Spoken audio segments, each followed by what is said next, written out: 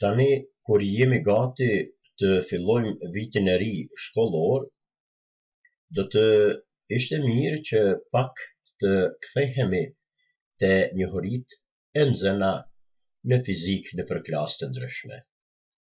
Kësaj radhe, po fillojmë me njohuritë e nxënëna në fizik në klasën e 6. Pyetjen e parë të cilën e përgatitëm për sot është: përmend disa shumëfisha. E dyta, përmend disa nënfisha. E treta, përmend disa trupa.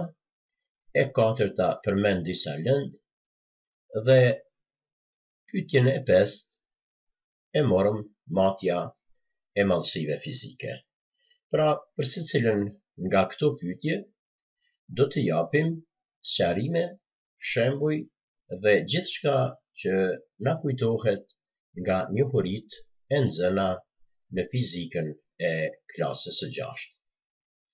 Do të shkojmë rravazi për secilën pyetje, por shpresojmë se ju me lehtësi do t'ja dilni që prej secilës nga këto pyetje të jepni përgjigje për shumëfishat, nënfishat, trupat, lëndën dhe matjen e mallësive fizike. Ndërkaq ne, rravazi në pjesët në vazhdim, do të flasim për secilën nga këto pyetje të cilat i parashtruam tani. Të fillojmë me pyetjen e parë. Përmend disa shumëfisha. Ju kujtohet se në fillim të vitit shkollor kemi folë për shumëfishat dhe nënfishat e mallësive fizike.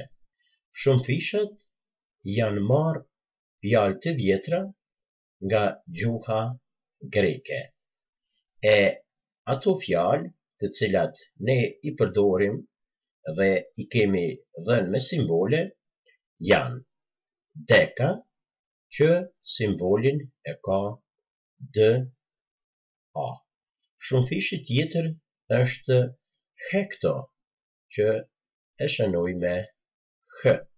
Pastaj kilo me simbolin K, mega me simbolin M, e kështu me radhë. Janë këta vetëm disa nga shumëfishat që i kemi mësuar në klasën e 6, por gjatë klasëve ju do të mësoni edhe për shumëfisha të tjerë. Do të japim shembuj për secilën nga këta shumëfisha. Meqense tham deka është një fjalë e vjetër gjuhës greke, atëherë në përkthem do të thotë 10. Pra, deka do të thotë 10. Hekto 100, kilo 1000, mega 1.000.000. Por meqense numri 1.000.000 shkruhet me 6 zero, atëherë këtë mund ta shkruajmë edhe si 10 në fuqinë e 6. Numri 6 tregon sa zero janë pas numrit 1. E atëherë numri 1000 do të shkruhej 10 në fuqinë e 3. Ndërkaq numri 100 10 në katror apo në fuqinë e 2 dhe numri 10 fuqinë 1. Numri 1 tregon se pas numrit 1 është vetëm një zero që është numri 10. Ne kemi punuar edhe detyra të shumta, ushtrime të cilat ju, nëse jeni të interesuar, mund t'i ktheheni edhe më shumë librit dhe fletoreve të juaja në ushtrimet të cilat i kemi bërë, si dhe videot të cilat i kemi nxëzuar në këtë portal. Tani po vazhdojmë me pyetjen e dytë. Përmend disa nënfisha. Pyetja e parë ishte përmend disa shumëfisha. Dhe Shumë fisha të cilët i përmendëm ishin deka, hekto, kilo, mega. Ndërkaq, për nënfisha janë marrë fjalët e vjetra të gjuhës latine, e simbolet e nënfishave janë deci, d, centi, c, mili, m, mikro, mi. Edhe këto fjalë në përkthem në gjuhën shqipe kanë domethënien e tyre. Deci do të thot po ashtu 10, por meqense se është nënfish, atëherë është 10 herë më i vogël. Numri 10 herë më i vogël mund të shkruhet 1/10, apo në formë të thysës është 1/10, derisa kur numri 1 të pjesëtohet me numrin 10 është 0.1. Centi është 100 herë më i vogël. Numri 100 herë më i vogël mund të shkruhet si 1 pjesëtuar për 100, apo mund ta shkruajmë edhe në formë të thysës 1 fyë për 100, e numri 1 kur pjesëtohet me numrin 100 është 0.01. Mili 1000 herë më i vogël. Numri 1000 herë më i vogël është 0.001. E mikro është 1 milion herë më i vogël. Numri 1 milion herë më i vogël mund të shkruhet si 10 në fuqinë -6. Këtë kemi sqaruar nga rregullat e matematikës se si shkruhen, si pjesëtohen dhe në çfarë forme mund të shkruajmë numrat vjetor, e në qoftë se keni diçka të pakjartë nga këto, mund të ktheheni sërish te pjesa e fizikës së klasës së 6, atje ku I kemi shpjeguar shumëfishat dhe nënfishat e mallësive fizike. Tani do të vazhdojmë me pyetjen e radhës, që është pyetja e tretë, përmend disa trupa. Ne shpresojmë se ju jeni përgjigjur shumë shpejt në pyetjen e tretë, nga se kemi sqaruar në fillim të klasës së 6 për trupat dhe lëndën. Cilët janë trupa? Kemi thënë se gjithçka që gjendet rreth nesh është përbërë nga trupat, ndërkaq trupat e përbëjnë natyrën. Trup është lapsi me të cilin ne po shkruajmë, por gjithashtu trup është edhe tavolina mbi të cilin kemi vendos kompjuterin ton, me të cilin ne edhe po I realizojmë këto njësi mësimore. Pra përmendëm se mbi tavolinë është kompjuteri. Zëri ynë për cilët përmes mikrofonit, që po ashtu është trup. Trup gjithashtu është edhe karrigja mbi të cilën jemi ulur. Trup është topi, në qoftë se kemi dalë të luajmë me të, por gjithashtu trup është edhe porta, e cila është shënuar për të sqaruar se kemi shënuar apo jo golin. Dhe trupa të ndryshëm mund të numërojmë sa të dojmë, dhe ata kemi thënë se mund edhe t'i krahasojmë. Pra trupat mund t'i krahasojmë për kamallësia, të themi trup I madh e trup I vogël. Po gjithashtu trupat mund t'i dallojmë edhe për ka forma. Forma e një trupi mund të jetë në formë të këndshi, ndërkaq forma e trupit tjetër mund të jetë në formë të katrori apo katërkëndshi. Trupat gjithashtu mund t'i dallojmë si trup I fortë apo trup I butë.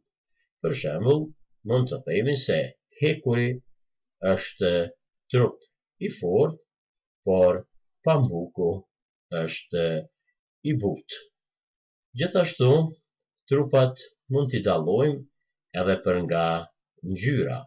Mund të themi se kemi një trup të ngjyrosur me ngjyrë të zezë dhe trupin tjetër të ngjyrosur me ngjyrë të verdhë. Trupat mund të dallohen edhe për nga shija. Për shembull, kripa dallon nga sheqeri. Kripa është e njelmet, ndërkaq sheqeri është i ëmbël.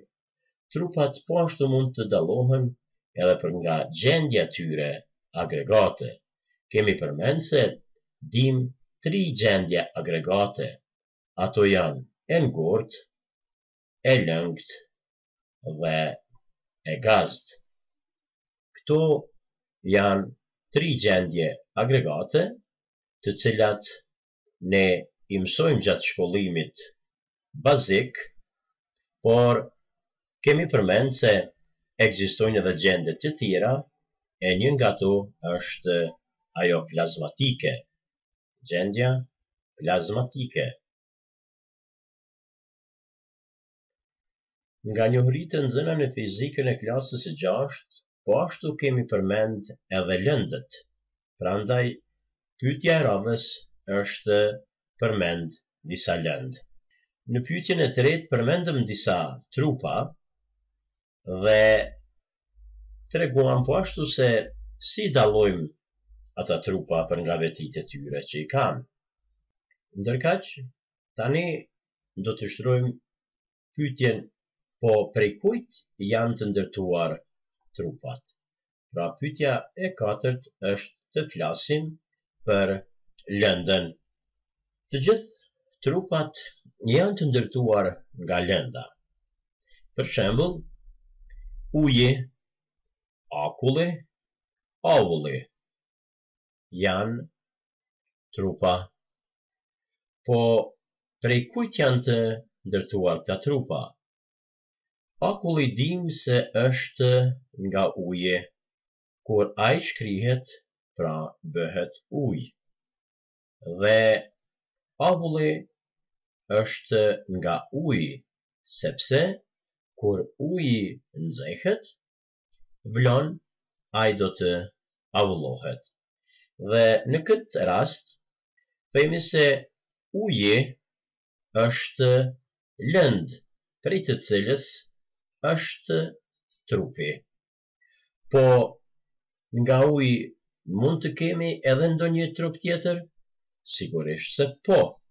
Nga uji kemi edhe borën. Pra bora është trup, por është nga uji. Gjithashtu, nga uji kemi edhe vesën, kemi breshërin e kështu me radhë. Pra, nga një lëndë mund të kemi disa trupa. Po, cilët mund të shkruajmë trupa të tjerë?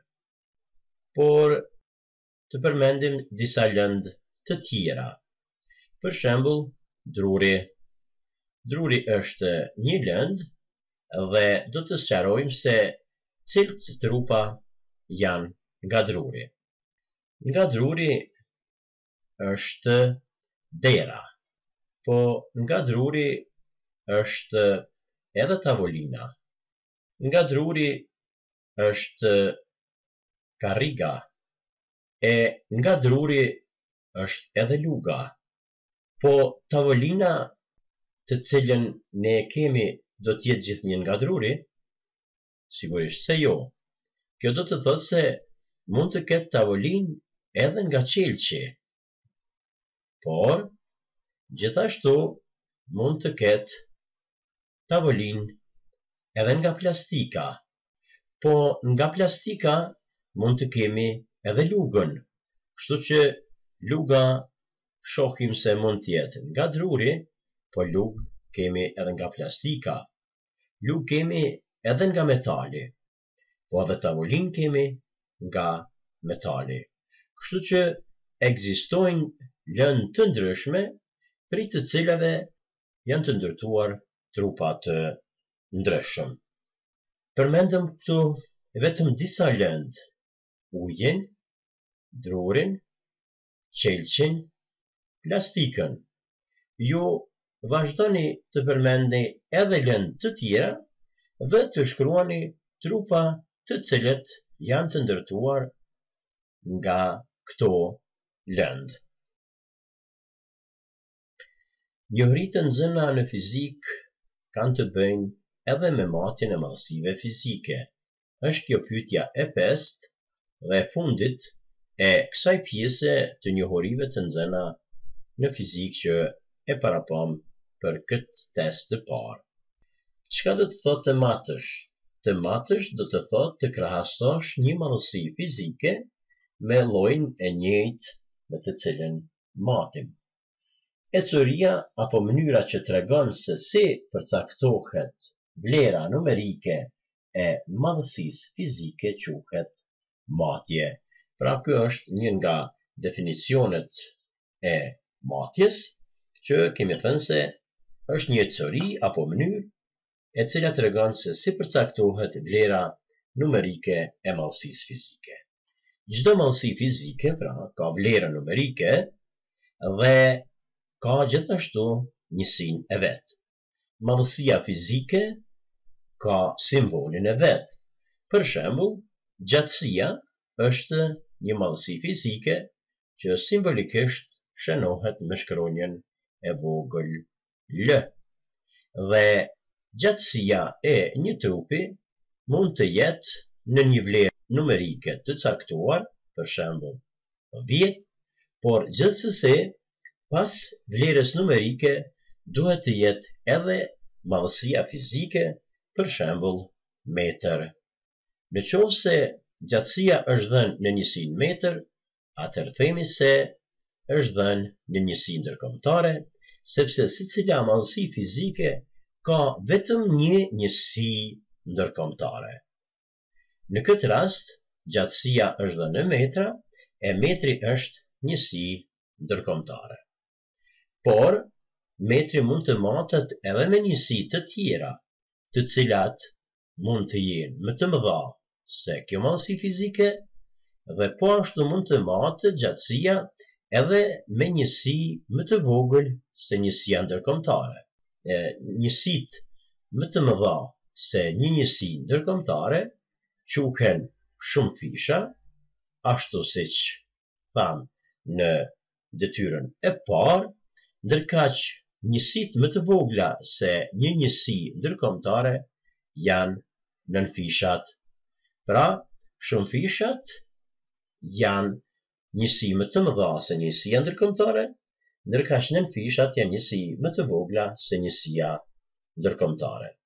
Në qoftë se gjatësinë e kemi dhënë në shumëfishin e metrit 10 herë më të madhe, atëherë mund të shkruajmë gjatësia është për shembull 2 dekametra, që do të thotë se kjo njësi nuk është ndërkombëtare, por lejohet të përdoret. Por mallësia fizike mund të jepet edhe në njësi më të vogla se njësia ndërkombëtare. Për shembull, gjatësia, le të jetë kjo gjatësia 1, kjo gjatësia 2, barabartë me 5 centimetra. Kjo njësi është më e vogël dhe themi se është nënfish i metrit. Prandaj e kemi sqaruar se centi është 100 herë më i vogël apo 0.01, ndërkaq dekametri është 10 herë më i madh se metri. Dhe nëse dëshirojmë që 2 dekametra t'i kthejmë në metra, atëherë shkruajmë 2 herë deka do të thotë 10, metri më, e 2 herë 10 është 20 metra. Ndërkaq gjatësinë prej 5 centimetrave e shkruajmë 5 herë, centi është 100 herë më i vogël, e numri 100 herë më i vogël thamë shkruhet 0.01, njësia metër. Kur shumëzohet 5 me 0.01, del 0.05 metra.